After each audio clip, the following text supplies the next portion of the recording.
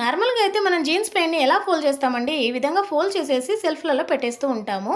మళ్ళీ అది ఏసుకోవాలంటే ముడతలు ముడతలుగా ఉంటూ ఉంటుంది. దాన్ని ఐరన్ చేయాలంటే జీన్స్ ప్యాంట్‌ని ఐరన్ చేయలేమండి. మరి అలాంటప్పుడు ఎలా చేయాలి? నీట్‌గా ఎలా ఫోల్డ్ చేసుకొని పెట్టాలో చూసేద్దాము.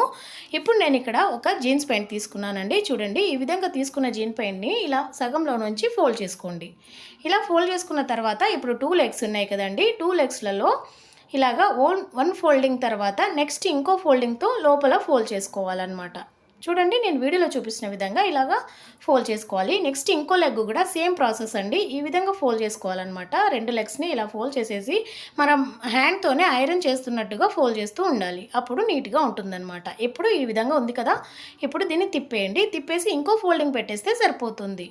నీట్‌గా అయిపోతుందండి. మనం ఐరన్ చేయాల్సిన అవసరం లేదు. ఇది సెల్ఫ్‌లో కూడా చాలా నీట్‌గా కనిపిస్తుంది. ఈ విధంగా పెట్టేసుకోండి. మరి మీరైతే జీన్స్ ప్యాంట్‌ని ఎలా ఫోల్డ్ చేస్తారని కామెంట్ చేసి, ఈ వీడియో నచ్చితే లైక్ చేసి సబ్స్క్రైబ్ చేయండి.